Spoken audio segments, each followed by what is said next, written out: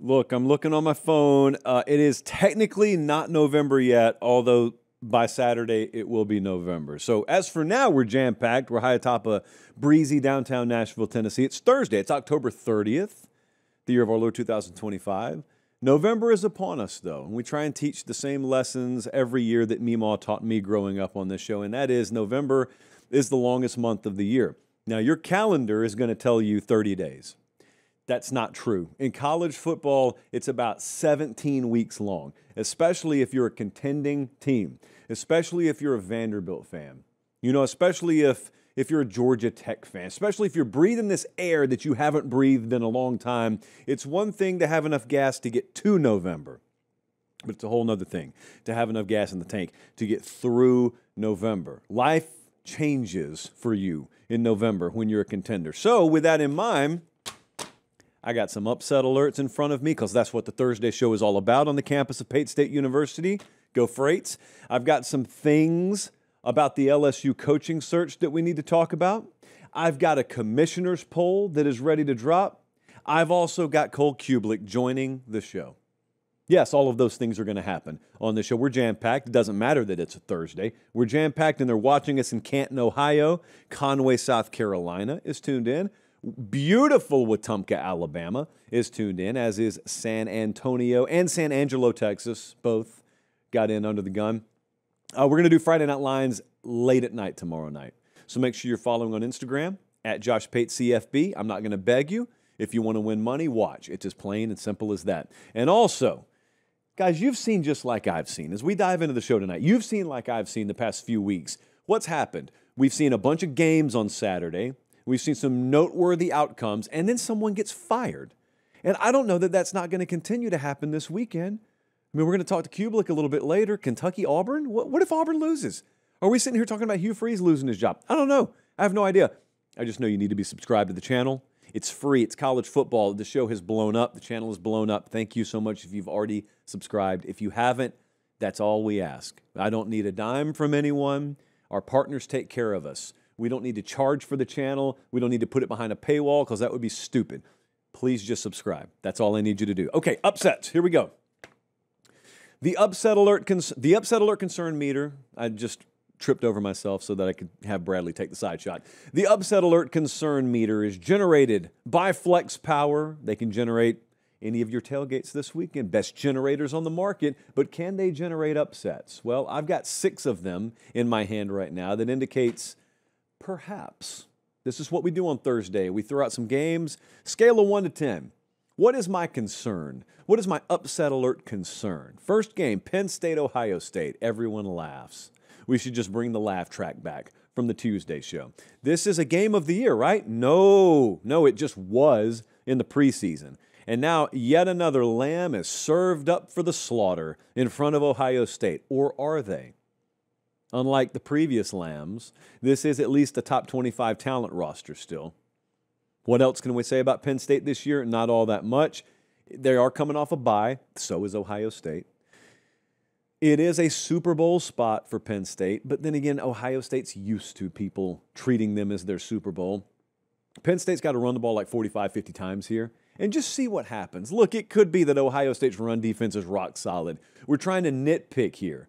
We're trying to find potential deficiencies. They're not going to be glaring. It's Ohio State. It's the number 1 team in the country. No one's even arguing that here. The only thing that you may be able to say about Ohio State is, well, who have they played? And I make fun of people all the time because, like, the Indianapolis Colts could descend into the Sun Belt and be the Indianapolis Colts in the Sun Belt, but people would say, yeah, but who have they played? It's the Colts. They're beating everyone by 130. Oh, who have they played, though? So Ohio State, who have they played? Well, compared to, like, Alabama's schedule, not many. Not many worthy opponents. It doesn't matter if they're that good, they're that good.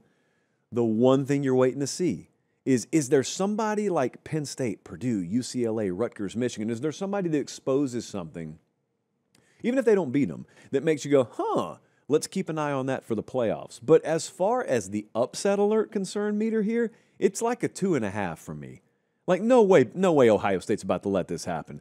Ohio State is 115th in explosive play rate offensively, which can fool you until you realize they're 18th in cap busters. Cat busters are the huge 40, 50-plus yard plays, which means, hey, if you pop the top, you don't have to keep hitting plays on that drive. The drive's over. You just scored. So I'm putting a 2.5 on this. I candidly don't I expect it to be a very quick game. I don't expect it to be in doubt in the fourth quarter. And that's where I am on that. Next up, Texas Tech at Kansas State. This one's different. Texas Tech's favored by 7.5 in Manhattan, Kansas, and I need people to pay attention because nobody is. I haven't heard much of a whisper about this game around the country this week. You know what people are talking about? Some of them are talking about Texas Tech. They're saying, uh-oh, they got Brigham Young next week. Yeah, they do. But they've got a game before that. It's against Kansas State. Oh, Kansas State, though, they suck. No, they did. But they've won 3 of 4. Because that's the funny thing that happens when you keep playing football games. You kind of flow and ebb and flow and ebb. And I said it in that order for a reason, because that's kind of what Kansas State's season's been so far. But they've scored 40-plus in back-to-back games. It's a massive look-ahead spot for Texas Tech, but it shouldn't be because they've already lost a game. So they're vulnerable. They're still bleeding a little bit from that Arizona State loss. They got back on track against Oklahoma State last week, but everyone body bags Oklahoma State. Oklahoma State shows up, and all you do is unzip the bag so you can zip it back up.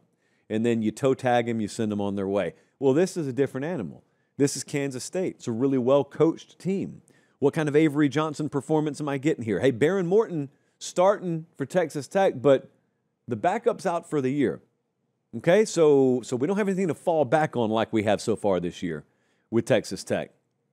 I'm putting a 7 on it. There are serious Fall Don't Lie Tour implications on this game. I hope I haven't been unclear there.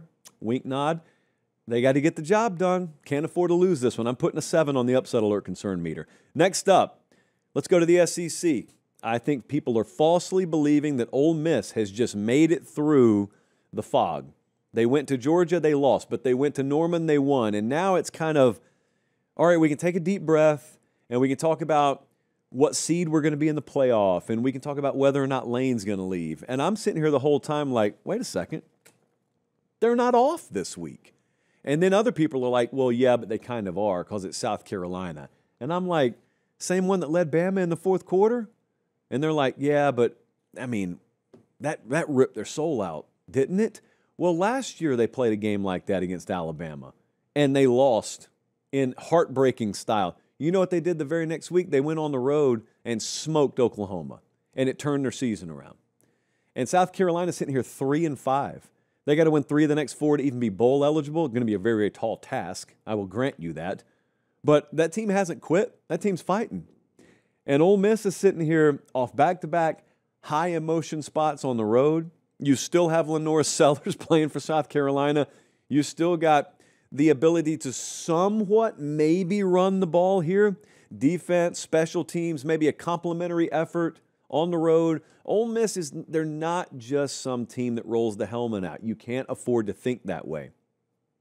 So I'm putting a 5.5 on the upset alert concern scale here. This is one that I just wouldn't be totally shocked if things fell the right way to see is a very tight ball game in the fourth quarter.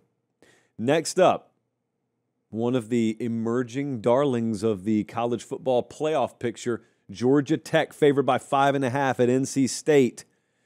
NC State's claim to fame this year is they're the only ones to beat Virginia somehow, and it wasn't even a conference game. Again, somehow, I don't know. Their results at Georgia Tech are so tied to Haynes King, which is a great thing because Haynes King is having a great year. But if he doesn't have a great individual Saturday, they can lose against anyone because there aren't, 4 or 5 other folks that are really individually shining for them. They're playing good enough to win, but Haynes King's got to show up. November, like I said, longest month of the year. This is a classic case of a team that's about to find out how long the month of November can be. Georgia Tech, run defense. What would you say? What would you guess? Georgia Tech's ranked run defense. 87th, friends. 87th. Who has the ACC's leading rusher? NC State does. Hollywood Smothers. Do you smell what I smell? I don't know. I'm just saying I'm putting an 8 on this game. On the upset alert concern meter, I have moderate to severe concerns for Georgia Tech this weekend. Next up, Cincinnati's at Utah. And game day's out there, and everyone's got this game circled, and yet FanDuel looks and says, Utah minus 10.5. And everyone, as far as I can tell, has put their hard-earned money behind Cincinnati. What do we make of lines that make no sense? What do we do when the lines make no sense? We run as fast as we can. It's very scary. It's a good thing this game's being played the weekend of Halloween. It's very scary stuff. So we got Devon Dampier against Brendan Sorsby. Really, really good quarterback matchup here. A couple of guys above 65% completion. Man, I told you guys the other night, I was somewhat surprised to pull up our model, which is not powered by FanDuel. It's brought to you by FanDuel, but it's not connected to FanDuel. But I told you in our model, Utah is the highest rated Big 12 team, even above and beyond Texas Tech. Well, this tracks. Like, this point spread, as far as the model's concerned, kind of makes sense. Now, at that point, you could be driving around saying, oh, big deal. Models don't win games. Point spreads don't win games. That's true. It's just predictive. Now we got to find out how accurate the model is, how accurate the power rating is. Utah, the last time a bunch of you watched them, they lost to Brigham Young. They were minus 2 turnovers there. So the thinking is you get home field at your back. Maybe you flip the turnover margin, or at the very least it's even. I put an 8 on this game. I'm very worried for Utah, but our model thinks they win and cover. And FanDuel's got them at 10.5, so you're paying a premium if you think Utah is going to cover. I don't know. I just don't. I've seen Utah have a couple of opportunities to run away from folks this year, and they really haven't. So until I see it, I hadn't seen it. I'm going to put an 8 on the upset alert concern meter. And the game we're going to be at, which we broke down the other night, but I did want to circle around and quickly talk about, is Miami at SMU. Miami's favored by 12.5. Now, I have hit up our sources in the weather community. I am the source. Low 60s at kickoff, which for most of you is a lovely November day, but it is basically the Arctic tundra for anyone from Miami. So I am concerned here about the amount of long sleeves that I'm going to see come out of that locker room. I'm pausing for effect. I hope the people, the proper parties that is directed at, heed that warning. SMU's in a big bounce back spot. See, everyone else in the country saw SMU lose to Wake Forest, and they cast aspersions towards SMU. I look at it and I say, what better spot to bounce back? That is what college football is all about. That's what happens this time of year all the time. I think they're going to get an inspired effort from SMU. I already picked SMU to cover this number earlier this week. Look, they rush the passer. They get after the quarterback. Defense is not great at SMU, but they do get after the quarterback. They're number 1 in takeaways as a result of that. So if you can ambush Carson Beck and Miami can't get the ground game going, there is upset potential here. And remember, Miami's another one of those teams. Still highly ranked, but they've already lost. They lost to Louisville at home. This is a 7 for me. I'm putting a 7 on the upset alert concern meter there. Still picking Miami to win. Still rolling with them to go to the playoff. Doing all of those things. But that doesn't mean I can't be a little nervous. We're going to be there, fueled by Quick Trip. Quick Trip is fueling the Fall Don't Lie Tour, just like they fueled the Whole New Saturday Tour and the Every Given Saturday Tour and the Once Upon a Saturday Tour. Did they fuel all those? I don't know if they fueled all of them. I'm going to remember them as fueling all of them. Look, Quick Trip is open most of the time 24/7 unless they're remodeling. Cold brew on tap, gasoline on tap, snacks, legit food. I would call snacks legit food. You just want to go to the back and get a protein shake? Go ahead and do it.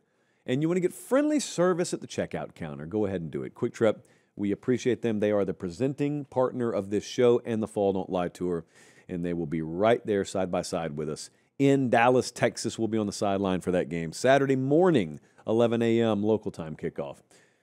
We got a game to break down here right quick before I move on. I got some LSU coaching search stuff. I've got the commissioner's poll, so we'll still got a lot to get to. Florida, Georgia happens this Saturday. World's largest outdoor cocktail party, known by no other name on this show. Doesn't matter how much some corporate entity pays to rename it. Nope. It was called that growing up for me. It will always be that for me. Georgia's won 7 of 8. Actually, Georgia's undefeated in the last 8 years in non-COVID world's largest outdoor cocktail parties. Whatever the acronym would be there. Billy Gonzalez is now the interim head coach at Florida. Kirby Smart, I'm told, is still at Georgia. But it's going to be Billy Gonzalez, and we don't know what Russ Callaway is going to do. It's the first time we've seen Billy Napier not calling plays here. So we don't really know what Florida team's going to come out of the tunnel. We know the players, but we don't really know what to expect. So what is Florida? That's the first question here. Because there is obviously the possibility that they've mailed the season in. Now, if they've mailed the season in, if you could tell me that, that would be a padlock stat. That would be a paper popper. The end. Georgia wins and covers. They win by 20, ball game, if you tell me that. I'm going to work off the theory, for the sake of this preview, that that's not the case. That maybe we get an inspired effort from Florida. Historically, that's the way it works in college football. For whatever reason, you got some coaching turnover or your starting quarterback's hurt, and both of those scenarios tend to have the opposite effect that you would expect them to have. Now, the players liked Billy, and the players are also in a situation where in the NIL era, you're kind of wondering, oh, where am I going to portal? Where am I going to be this time next year? So it's a little different dynamic. We're kind of in uncharted territory here. But if you got a new offensive play caller, Georgia in the 70s, pass defense, not a good pressure team. They're in the 120s, sacking the quarterback. Lagway could have a game here. Could happen. It's in the cards. Bunch of catbuster plays. Joey Aguilar was 24 of 36 against Georgia, 371, 4 touchdowns, 2 interceptions. So, I mean, I got a quarterback here for Florida that's thrown 9 of them already to Gunnar Stockton's 1. So if it comes down to turnovers, don't love it. Go ahead and turn out the lights for Florida. But there is a world, I'm granting you this, there is a world where Florida comes out and it's like the version that played Texas, and they're clicking and they're not turning the ball over. That's a 4-quarter game. Florida's got plenty good enough depth of talent to do that to Georgia. Do I get another ceiling game from Gunnar Stockton? Florida defense should be healthier. That's the nature of coming out of a bye. Gunnar Stockton was needed to win the Tennessee game early in the year, and he did it on the road. He was needed in the Ole Miss game, and that was at home, but he did it. Will he be needed to win here? Now, I believe in him if they call his number, okay? My follow-up there, when it comes to Georgia, is should you need it? Because I think about what I saw Jake Rowe talking about earlier today, and that is the injury reports out for this game. There is no Georgia offensive lineman listed for the first time all year.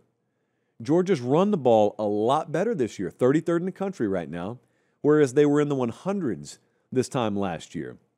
So if you really want to find out what Florida's got left in the tank, if you really want to find out how much heart and soul is left in that team, run the ball on them.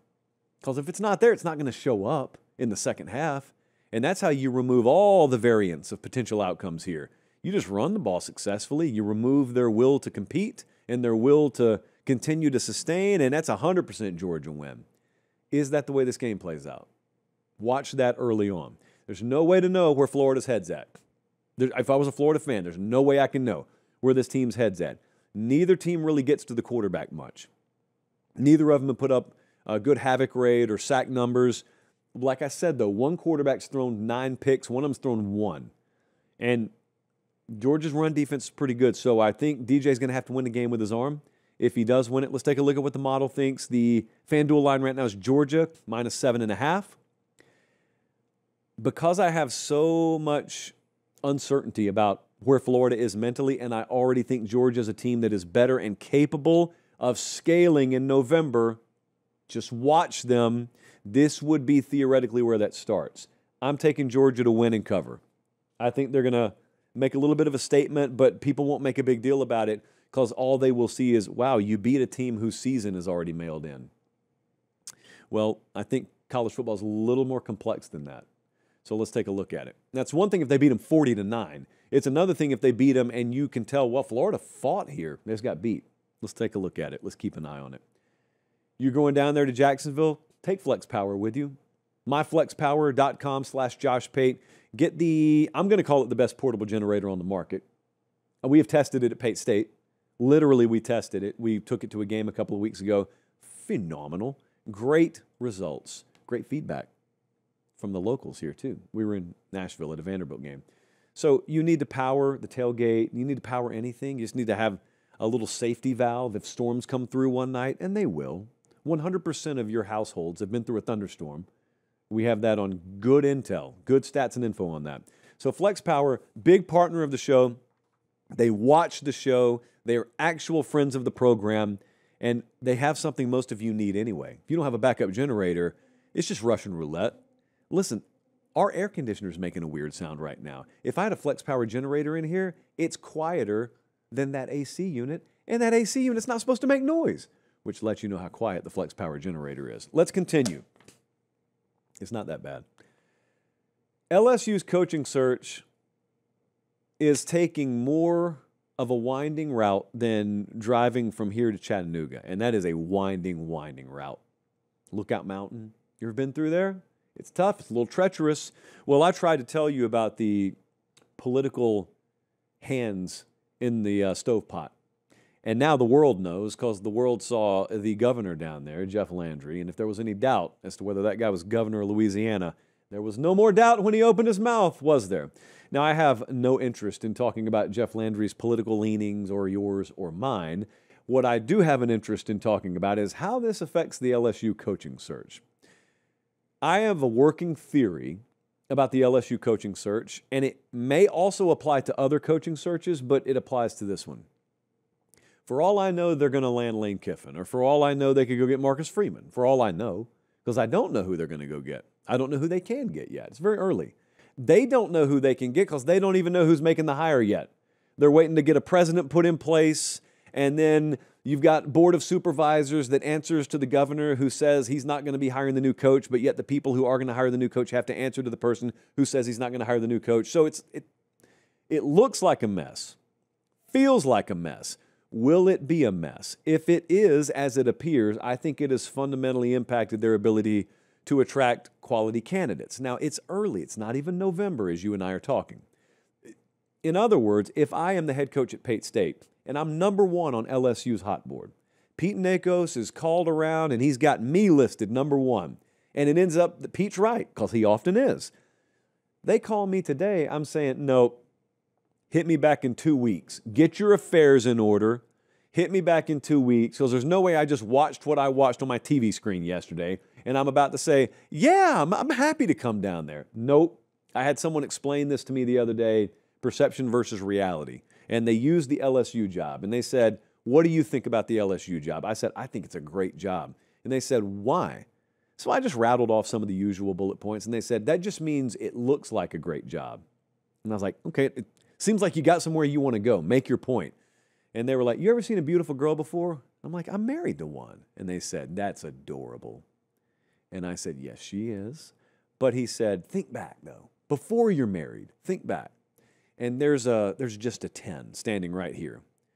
You're a little bit a ways from her. You don't know anything about her, but you see her, and you say to yourself, what? You say the same thing most guys would say. Wow, I wish, I'd love to. And then you get the opportunity. And then you find out what she's really about. And you find out that looks were one thing, but her mother is a nightmare, and her friends are all disasters, and she's got 37 different emotional baggage issues that you never could have planned for, and you're constantly miserable. But your buddies are looking at you and saying, you got your dream girl. What's the deal? What's the problem? That is the LSU job if it's not handled correctly. Because you get the most attractive girl on the block, and because you get the most attractive girl on the block, everyone's envious of you because from the outside, it looks like you got everything you could ever want. Unbeknownst to them, all kind of issues behind the scenes. But no one is ready to listen to you complain because you're dating or you're married to the supermodel. And that's the LSU job. It actually works against you. The more attractive your job is on the surface, it actually works more against your ability to hire a quality candidate the bigger a mess it is behind the scenes. Because if the UL Monroe job is a mess behind the scenes, no one talks about it. But they also don't expect you to win big at UL Monroe. They expect you to win big at LSU. And once you take the job, they figure you got your dream job, and they're not interested in why you're not winning. They don't care about alignment. They don't care that you don't even know who your boss is. They don't care about any of that. They don't care that your NIL coffers aren't what they should be because there's infighting with the boosters, because some of them vote Republican, some of them vote Democrat, and a Republican governor put someone in that they don't align with politically, so they're just going to sit on their wallet. They don't care that that's happening behind the scenes. They're just hating on you because you're going 8-4 at LSU. So, if you don't have a job, like theoretically, if James Franklin were offered this job, he'd just take it regardless. But if Lane Kiffin's being offered this job, and he's got great alignment and great NIL structure and great resources at Ole Miss, you don't take the job unless you have absolute fundamental guarantee and certainty that there's equal to or better alignment and better ability to win where you're going to go. I don't know how anyone in good conscience can say that about the LSU job right now. But they don't have to say it right now. They've got some time. It's a whole new world now where it's not December. It's just now about to be November. You don't have to, you weren't ever going to hire anyone before Thanksgiving anyway. So it doesn't matter. But you got work to do and you got to do it quick. Okay, so I'm looking at Pete Nakos' hot board right now. Lane Kiffin's in there, 100%. 100% Lane's interested in that job. Marcus Freeman's on there. I think there's a big difference in Marcus Freeman is interested versus Marcus Freeman is serious. And I do not. I think anyone is interested in how they could do at LSU. Everybody thinks about that. Just like guys think about whether or not they could win in the NFL. But that doesn't mean everyone's looking for an NFL job or most of them could even get an NFL job. Marcus Freeman, interested in LSU? I'm sure he's thought about how he'd do in the SEC. Is he longing for it? Don't know. Don't know. And certainly, even in the best of cases, if Marcus Freeman was looking for it, not coming down there with that circus right now that just got put all over everyone's TV screen yesterday. Kenny Dillingham's on this list. Jeff Brom's on this list. Eli Drinkwitz, Clark Lee, John Summerall's on that list. I just want to give you what my working theory is. And this is not speaking about anybody in particular, but I could be talking about the LSU job here. Because I actually think there are guys not even listed there that could kill it at LSU. And that's more a principled stance than me talking about a specific candidate. I am a firm believer that someone's plan G is going to end up trumping what their plan A would have done. For whatever reason, blessing in disguise, they miss out on plan A, plan B, plan C, whatever. They got to settle for their sixth option. Place like LSU, place like Penn State, place like Florida. If you've got your affairs in order behind the scenes and you've got proper alignment, there are a lot of guys that could win there if they staff right. At LSU, I'll go back to the same name I always use on this show because I'm super high on him. Take a Matt Campbell at Iowa State. Been there for a long time. He's a great coach. He has good results compared to comparable competition. He's got max roster and staff buy-in. Guys love to play for him. Guys love to work for him.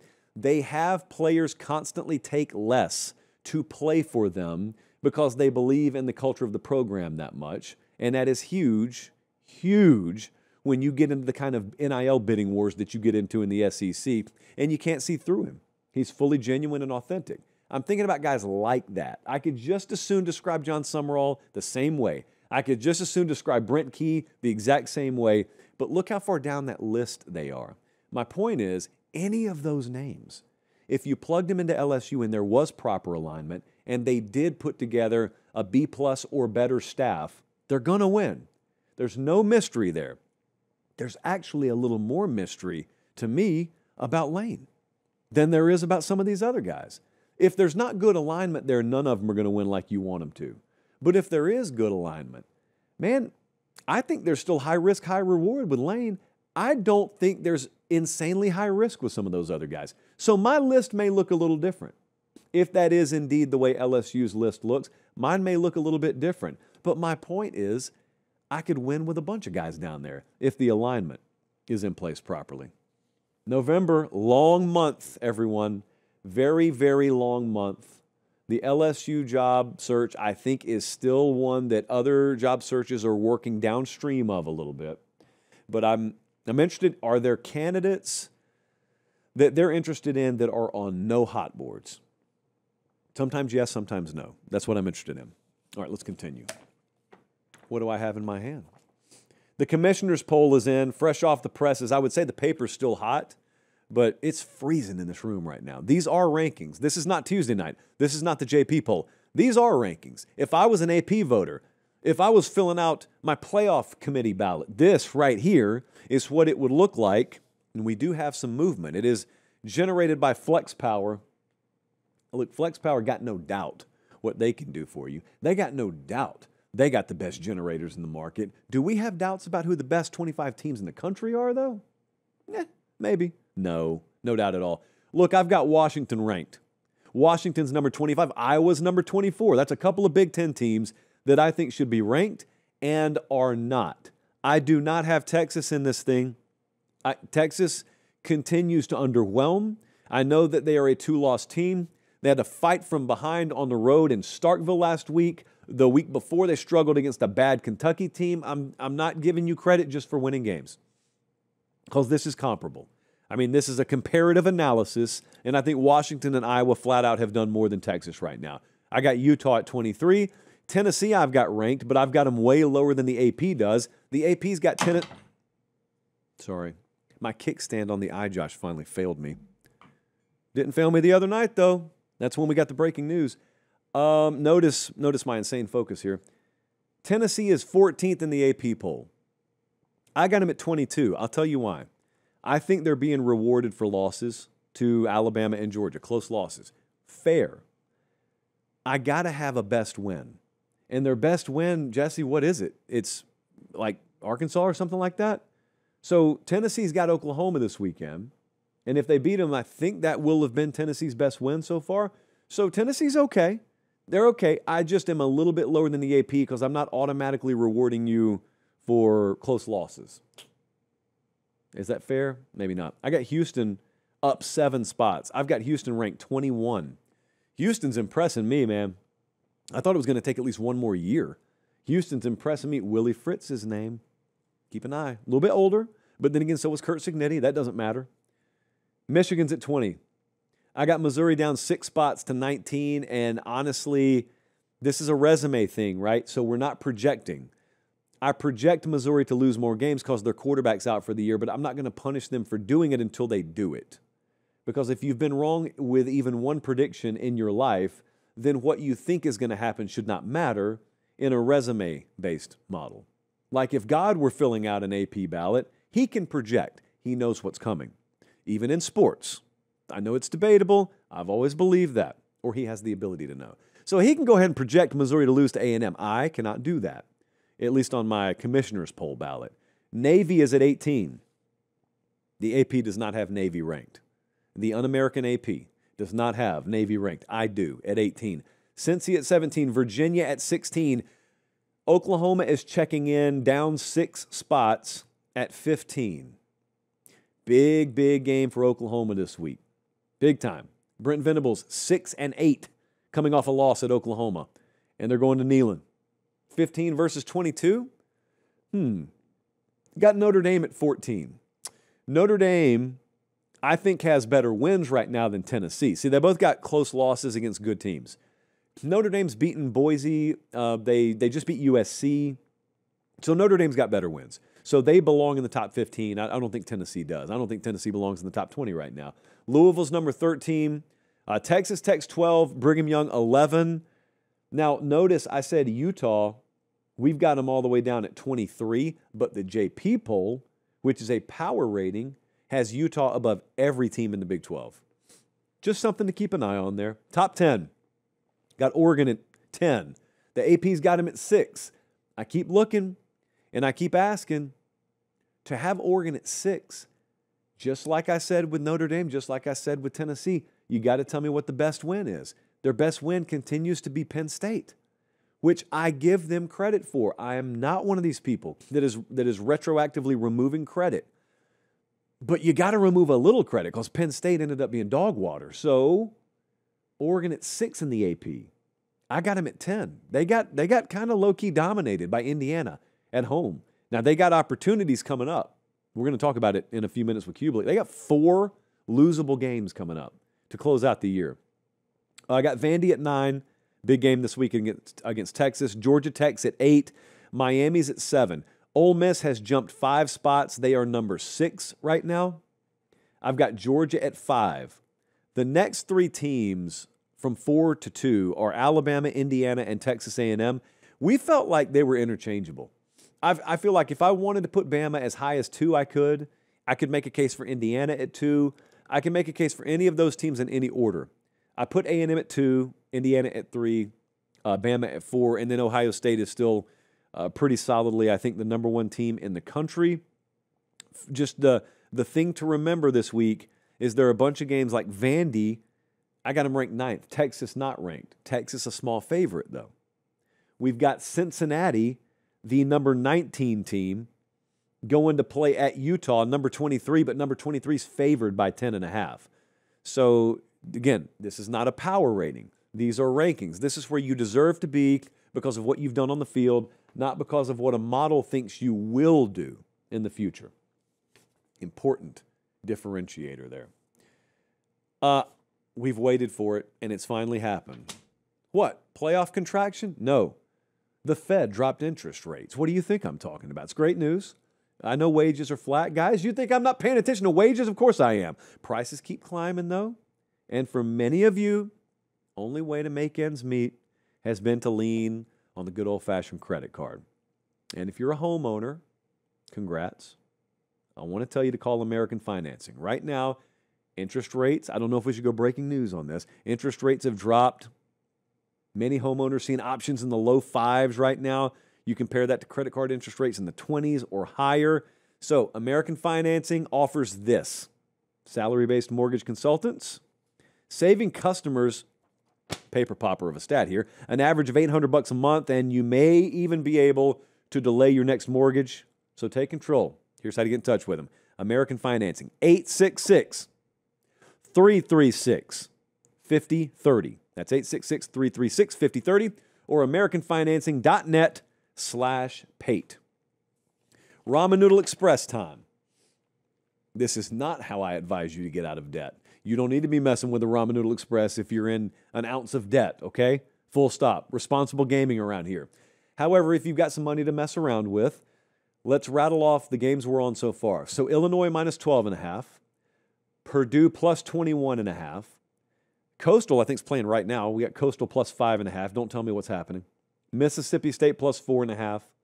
And tonight, I'm doing it. I'm adding Texas minus 2.5.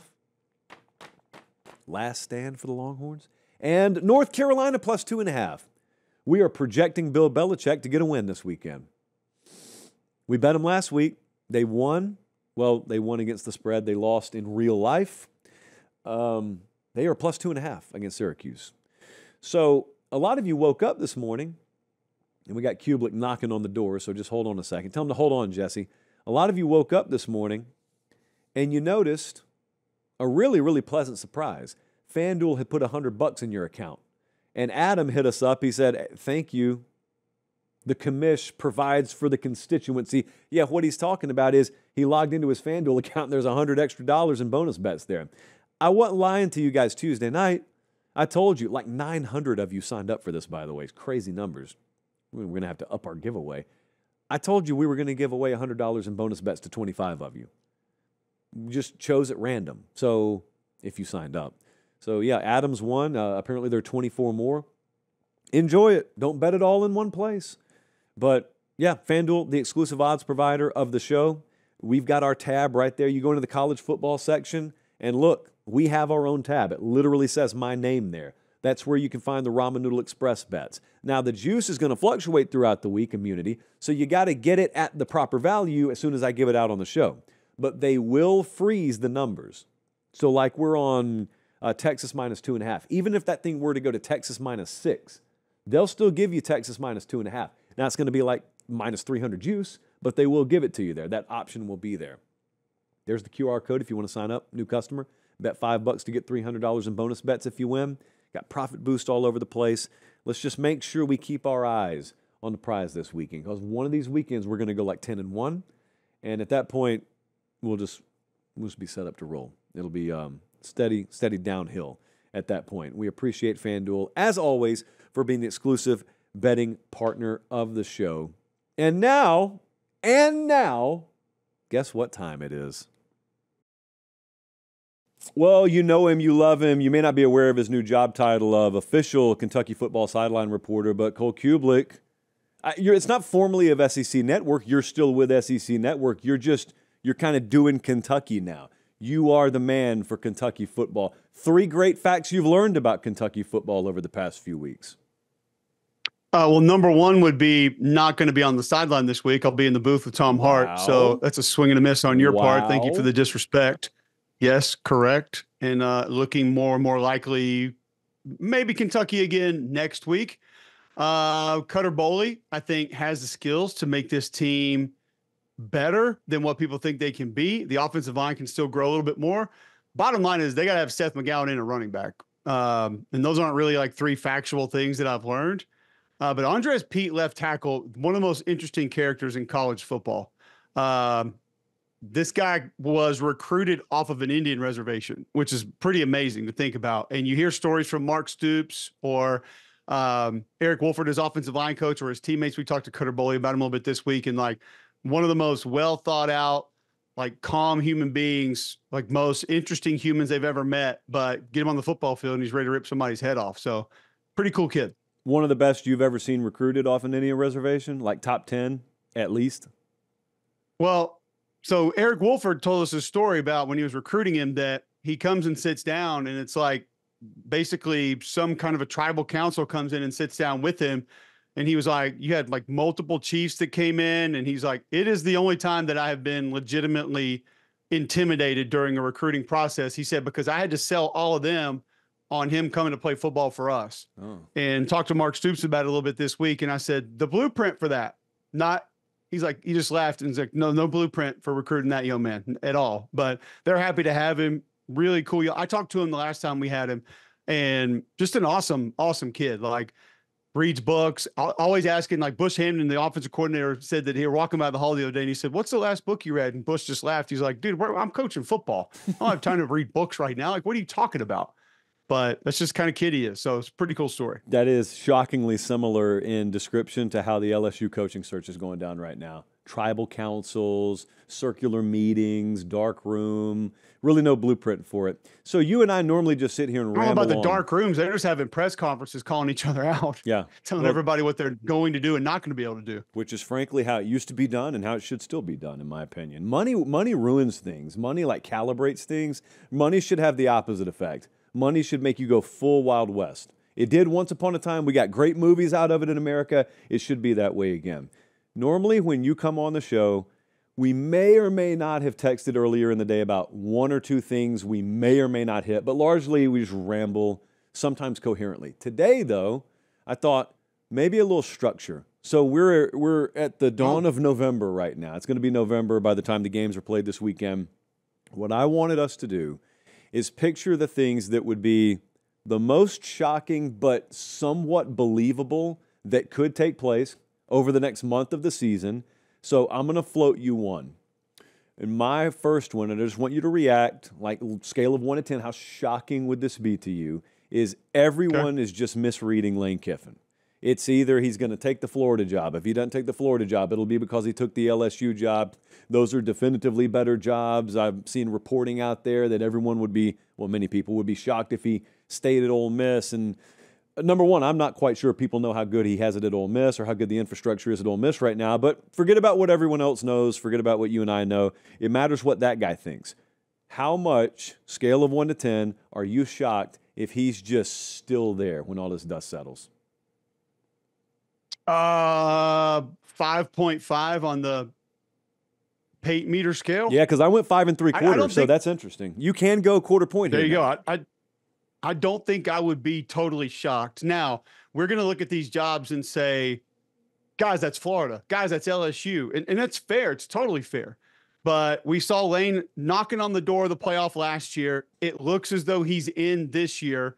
That would be one thing that I would be shocked about, is if Ole Miss actually doesn't make the 12-team playoff this year based on what they've already done, the resume they have, and then what lies in front of them. He's also proven that his style of recruiting is very conducive for today's college football.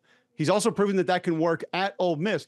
He revamped the entire receiver room. He had a first-round quarterback leave. He had multiple guys drafted early not just on defense, but along his defensive front seven, and one of the best corners off the board in the draft. And the defense hasn't taken a big step back. I think he has the staff put together that he wants, that he likes, that he thinks he can go win with. And he's got the people behind him to be able to play today's college football game when it comes to putting your roster together. I imagine not a lot of people mess with him over there. I imagine Keith Carter probably goes out of his way to make sure Lane has what he wants, gets what he wants. And it would be tough for me to imagine you leaving a situation like that. Believe it or not, I actually said that last time around. I actually laid out in the middle of a game how good he has it at Ole Miss right now and what he's done. And then other people's words wanted to be misconstrued and forced on me, still are today. But nonetheless, Josh, I would not be completely shocked if this is actually a bad game, because I say all the time, nothing in college football shocks me anymore, but I'll play along. Yeah. Have we ever done an Ole Miss segment on the show that you didn't twist around into being about you, by the way? Has that ever happened? Will it ever happen? No, because I think we just did our first Ole Miss segment on your show. So good call. All right, try and shock me. Hit me with something. This one's out there now. I mean, stick with me. Maybe I should scale it down to 2, but I'm going to stick with 3. Florida, the Gators knock off 3 ranked opponents the rest of the way through. Oh no. So, Jesse, if you don't mind, if you can get the Florida schedule up there for us in the corner. So, we got Georgia this weekend. That's got to happen. What else? So Florida's going to do it. They're going to be at Kentucky. That wouldn't count as a ranked win. At Ole Miss, Tennessee, then Florida State. So they'd be getting Georgia, Ole Miss, and Tennessee, which if you listened to our broadcast last week, Tennessee was up by 40 at this point. So I'm not sure why you would have still been tuned in, but we went through the schedule moving ahead for Tennessee. And I kind of stepped out away from everybody else and said, I think Florida is the most difficult team remaining on their schedule. Now, if you're just talking stylistically, personnel, still probably Vanderbilt, especially the way they're playing as a team. But Florida being the week before that game for Tennessee in Gainesville with possibly a little bit of look ahead, that one bothers me for the Tennessee Volunteers. And I just say styles make fights here. The stretch play in the run game would have to go for Florida. Jaden Ball, Jacoby Jackson would have to be getting the ball going on the ground. We don't know exactly what Russ Callaway is going to do with the offense, how it's going to be different. It won't be exactly the same. So what are your tendencies that you're looking for here from a Georgia perspective? Do you know inside the red zone on 3rd down from the left hash what they like to call? You don't. So DJ Lagway would need to protect the football as well if that took place. A couple of those disruptors up front defensively, which I think Florida has a handful of, are going to need to be problematic. So I just look at stylistically, specifically for Ole Miss and Tennessee, how they can slow that game down. They can limit the possessions of those two football teams and be problematic that way. And then those are the Ole Miss offensive line, not as good as the Tennessee's, but how the Tennessee offensive line functions with slide protection, gap protection, which we talked about on Cube Show this week. They have the ability to penetrate, disrupt, and cause problems there. So a lot would have to go their way. But with a week off before Georgia, you have some inherent advantages there. Should be healthier and should be able to hide some things that you hadn't run yet this year. That's one that I ask you, how much would it shock you if Florida actually pulled it off? Doing all 3 of them, it would be like a 9.5 on the shocked scale. However, any individual game there, we talked about this. We wrote the game down earlier on the show tonight. They're playing Georgia. I think the huge differentiator when you look at conference versus conference right now is look at Ohio State and the gap between them and Penn State, and look at the gap between Georgia and Florida. One of those lines is 3 touchdowns. One of those lines is 1 touchdown. And so, I mean, that's the big disruptor piece. That's the thing I think that stands out about the SEC right now when you get past the top layer of either of those conferences is if I'm going, how deep I have to go in the SEC in the standings to get to Florida, I'm probably getting towards like Michigan State, Rutgers, whatnot in the Big Ten.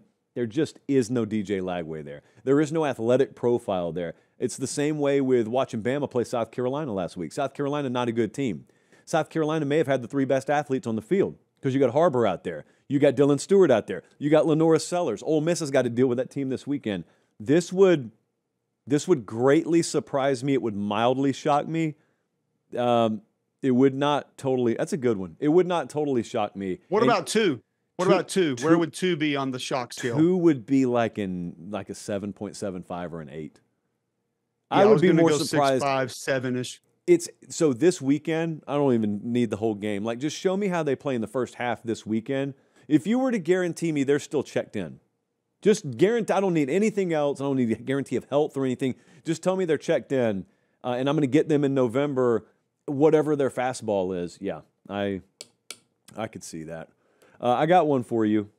So, right now, compared to those two conferences we just mentioned, the ACC's been pretty inferior as a league this year. I think most people would agree.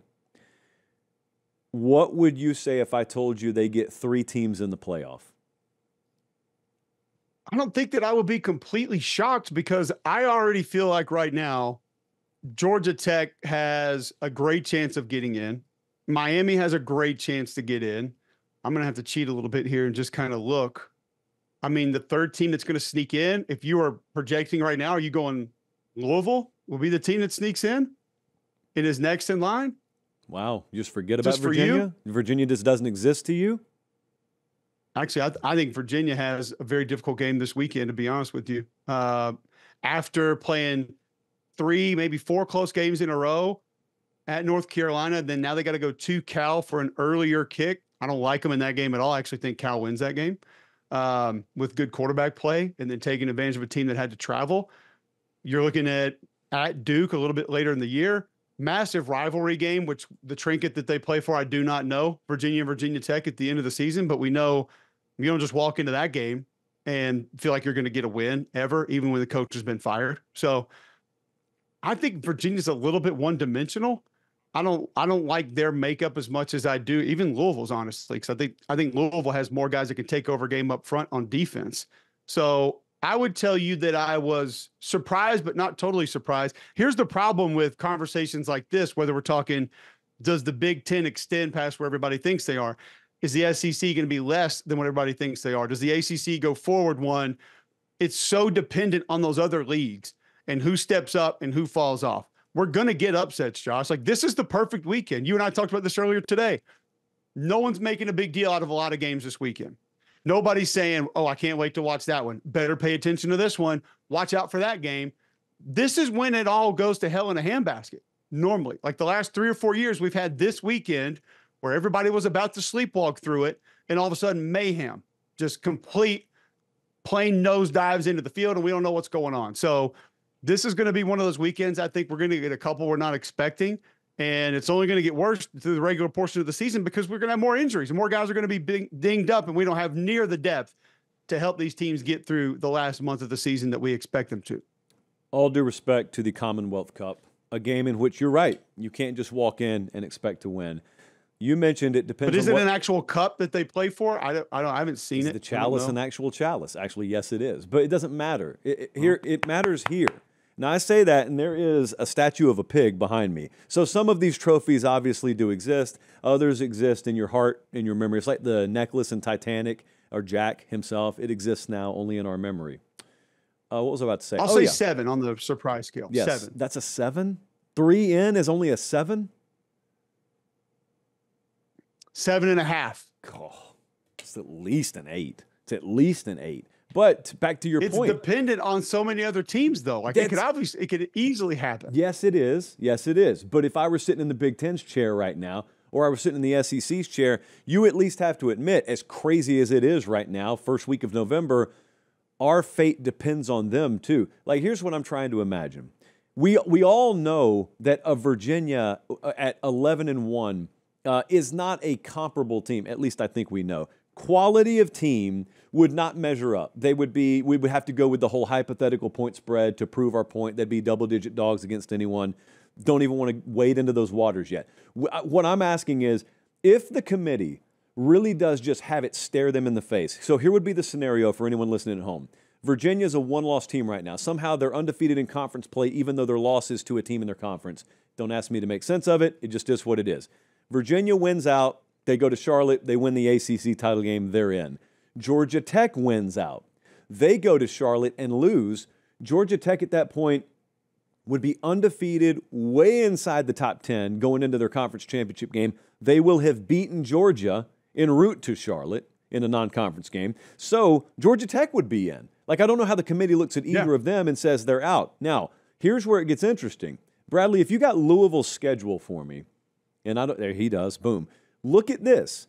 Louisville, if they just went out, they would have wins over Miami already. They'd have a win against Clemson coming up at SMU. Now, they wouldn't go to Charlotte. Are they going to tell 11-1 Louisville they're not in? I don't think they would. So Louisville would be in. And we've gotten 3 deep there, and we have not mentioned Miami. And believe it or not, no one in the ACC actually plays each other. So Miami could also win out, and they could be 11-1. This is a nightmare for the SEC. It's a nightmare for Notre Dame, because Notre Dame would fall off in the head-to-head comparison against Miami, because Miami would get the heads-up slot against them, plus they'd have 1 fewer losses. So as much as, the ACC's fate rests on what happens in these other conferences, here's what I'm asking you, and this is the scenario. Let's say no matter what happens in these other conferences, I've got a 1-loss conference champ Virginia, I've got a 1-loss conference champ runner-up in Georgia Tech, I got an 11-1 Louisville with quality wins, I got an 11-1 Miami with quality wins. Regardless of what happened elsewhere, do they have the stones on that committee to look at one or more of those teams with those resumes and say, sorry, you're not good enough, we don't have room for you here? Are you now asking me about 4 getting in? Which, by the way, I just want to, let me rewind here. By showing the smoothly paved 4-lane interstates that those teams have the rest of the way, I feel like you just made my argument that this is not an 8 or a 9 on the surprise scale, that this could more easily happen than a lot of people believe. You don't even see the black ice ahead. You don't even see that on the road because you've been used to hot weather. You've been complaining about 80 degrees at kickoff.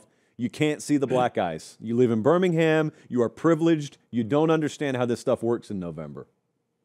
I'm not going to say, regardless of what happened in those leagues, that 4 would get in at that point. The difficulty comes, and this is where, similar to Florida State a couple of years ago, we are going to have full rage from one fan base, be it Louisville or Miami, who would not get in if both of those teams were there, specifically if the team with the head-to-head win did not get in. But you tell me, at that point, some of this still depending on what happens, who has the better resume, Miami or Louisville right then? You got to win over Notre Dame. You got to win over South Florida. You beat Florida, who's not a great football team, but it's an SEC win. You're going to get credit for that. This may come down to, if that were to happen and one of those two needed to be picked, because I'm with you, Virginia obviously in. Georgia Tech runs the regular season. I don't care what happens after that. They're in. Mm-hmm. You are in 100% with that win against Georgia in the last game of the season. Done. Over. So then we pick between these two if that scenario plays out. I wonder who they would look at as having the stronger finish, because it's a little bit of a coin toss here when you look at these two schedules down the way. I actually might lean Miami just a little bit more with the game at SMU, at Virginia Tech. By the way, that game at Pitt terrifies me if I'm a Hurricane fan right now, that late in the season. I do not like that with a defensive line that's active and a quality quarterback. But I don't know who's going to gain more points with the committee on the way out here. Now, you get an SEC opponent if you're Louisville. It's not a good Kentucky team, but you at least get that to sort of hang your hat on. At VTech, not great. Cal win would be nice. Clemson's still going to make people happy. People on that committee are still going to say, oh, but they beat Dabo. And then you're at SMU. So I don't know if you could really go one way or the other as to who has the stronger finish, but maybe it's who wins more points with this committee for the next month. Or then does it just come down to the head-to-head and they say, you know what, we'll make this real easy. That team beat that team, they're in. I don't think there's any path where if both of them have one loss, Miami's resume can be definitively better than Louisville's at this point to where the head-to-head doesn't get drawn in.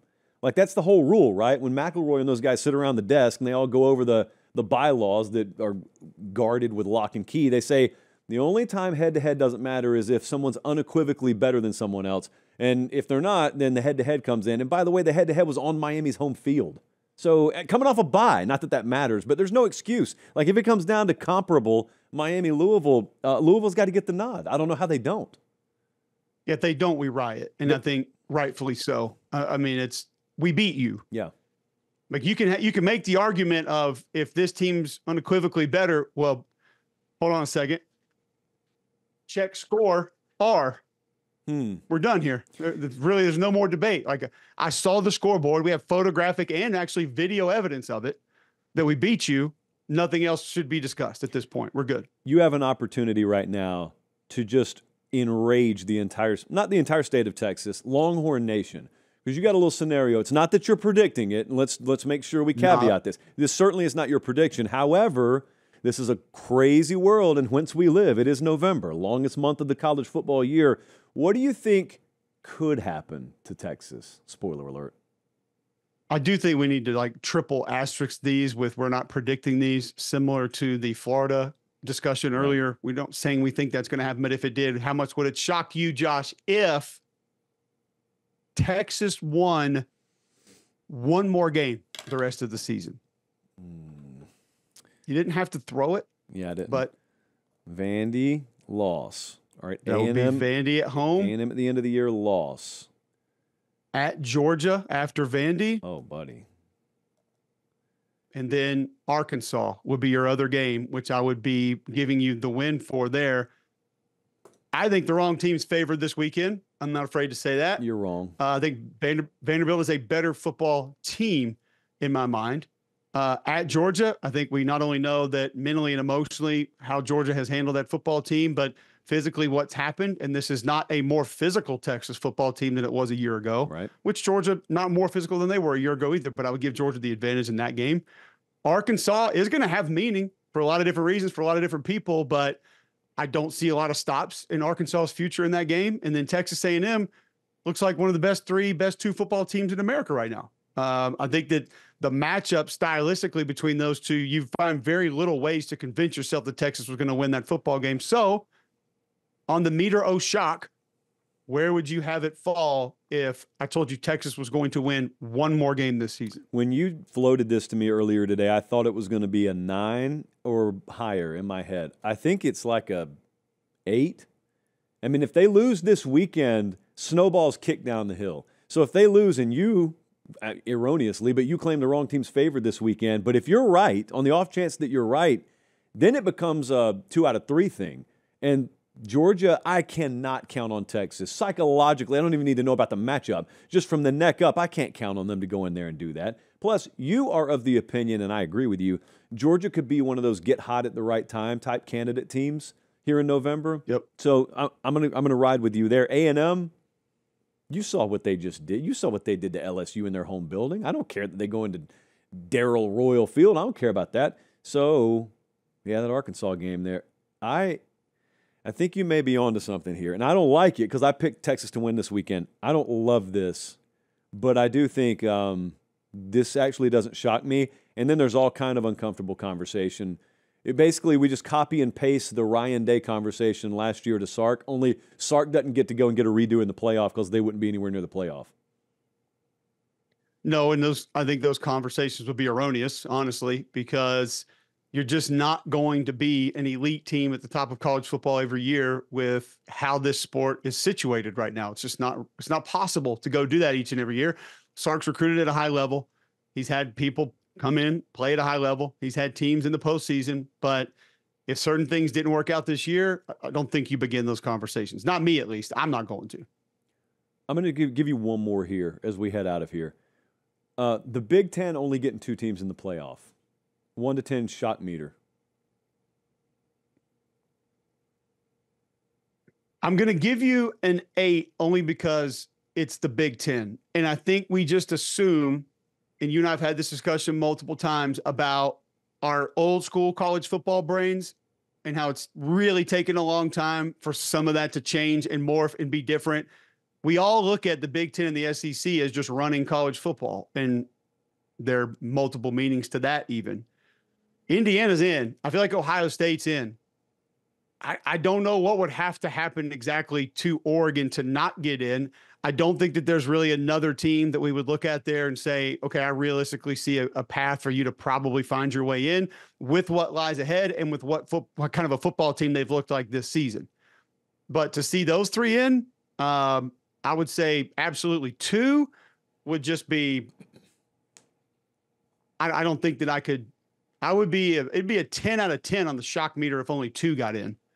And if you're telling me 3 are going to get in, I would say likely, but I don't know if I could sit here and look at this and say that there's a lot of other teams that I have a lot of confidence in. But we just expect the SEC, Big Ten are going to, what was the majority of our offseason conversation?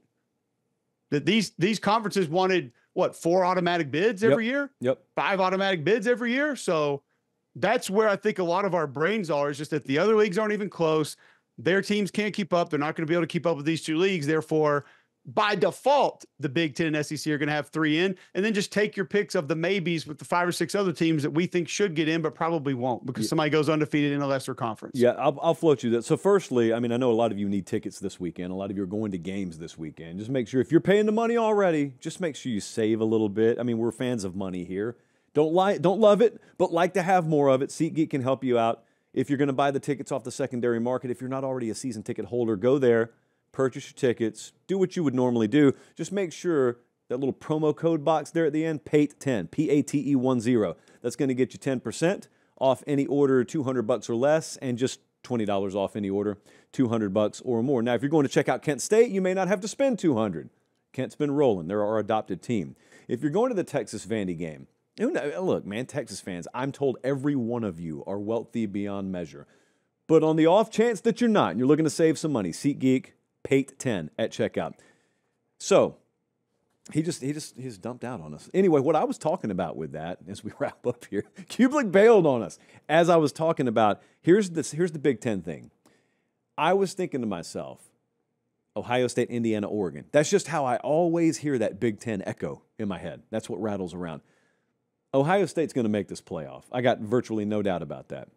I cannot see Indiana dropping off. I suppose it could happen, but you'd be really hard-pressed to convince me that Cignetti's throwing 104 on the black right now. I really have trouble envisioning them lose their fastball this late in the year. Could happen. It's what November's for.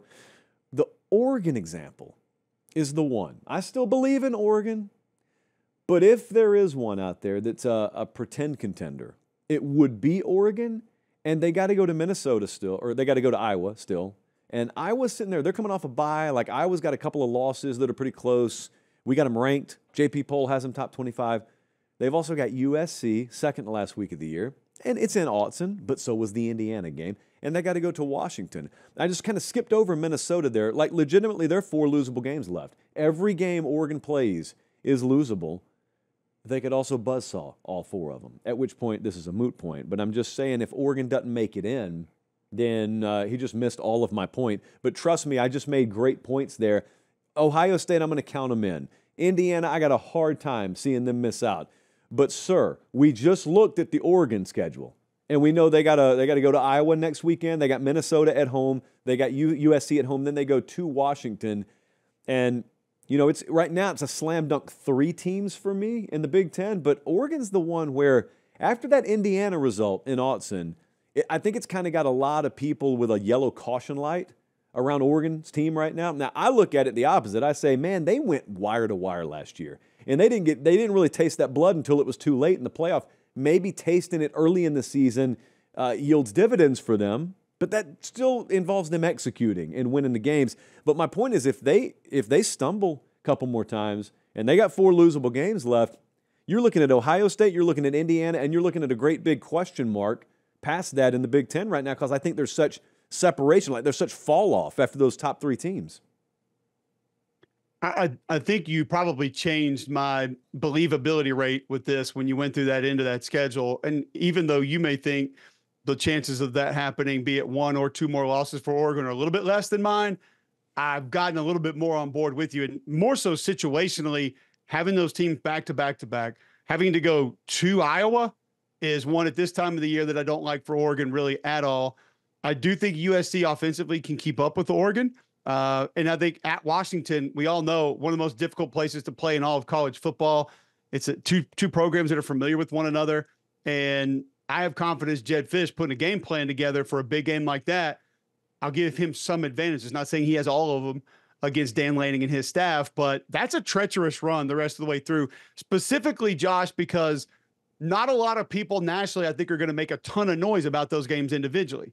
So how many guys are going to be put on warning themselves by reading what people are saying, people picking them to lose those games, people saying that those are going to be more difficult games than maybe other folks imagine? They might not have to hear a lot of that, deal with a lot of that, so you take a little extra confidence in than you should. But That's a tough road the rest of the way through. I think they manage it. I think they get through it just because, like you said, they understand now mistakes that were made. Also think just the talent level can take over in a couple of those games, as we've stated with other games like South Carolina and Alabama, maybe this Texas game against Vanderbilt. Oregon's going to have takeover players that can go dominate certain facets of those games they're going to play. But stylistically, they're going to be very careful with, I think, not getting to a shootout with USC, not letting Iowa slow that game down too much to where it limits their possessions, where 2 punts and a turnover all of a sudden put you on red alert late third quarter that you're going to have to go get 2 scores to win that game. So I think styles make fights, and stylistically, those are games that Oregon has to be really careful with the rest of the way through. Yep. All right, I'm 3/4 of the way convinced you only hopped back on the feed to plug Cube Show, but it's worthy of being plugged. So I would encourage people. I see complaints all the time. Not enough quality college football shows out there. Well, stop looking in the same places you always look and listen to the next 45 seconds, because that's what I'm giving you right now, 45 seconds, and then we both need to go to plug Cube Show. Go. Well, we talk all the SEC games, we watch the film, and we take you through what we saw. It's just that simple. I don't feel like you get that a lot of other places, and the details in which things take place. Like take, for example, pull protection from Tennessee, which we were made aware by Joey Halsley, was their entire offseason project, and told us about all the effort and everything that went into it. And then what do you know? The first 4 touchdowns of the game against Kentucky came on pull protection. I'll explain to you why that's important, what our conversations were like, and even show you a play of how it happened. So if you're not into that, go somewhere else. But if you know ball, or you long to know ball, Cube Show, the way to go. Appreciate it as always, And I came sir. back because I like you. So I didn't just come back for that. We're not going to grow. It's okay. We're just going to be a little measly show in the corner. We're the Dabo of college football podcast. You got a home game this weekend, though. You get to ride in a car to your game, so that's a blessing.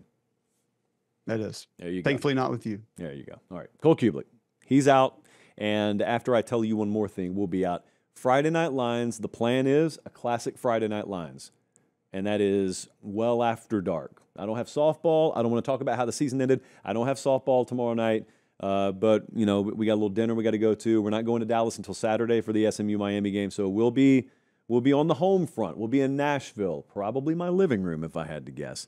So make sure you're following on the socials at Josh Pate CFB. I'll let you know what time tomorrow night. And make sure you are subscribed. We have had major coaches fired over the last couple of weeks. Hoops amongst us knows what could happen. Like Cubelic's doing the Auburn-Kentucky game. What if Kentucky wins in Jordan-Hare Stadium? What's happening Sunday? What kind of headlines do we have dropping? You got to make sure you're subscribed. Look at the channel right now. Just check. Even if you think you are, even if you always watch the show and you're thinking, oh, I already support them, check and see if you're subscribed, because it doesn't change a thing for you. It just helps us. Podcast and YouTube. Don't matter where. Doesn't matter where. Appreciate you guys. For Director Bradley, for Producer Jesse, I'm Josh Pate. Take care. We'll see you right back here Sunday night to react to whatever is thrown our way. Until then, enjoy the games and God bless.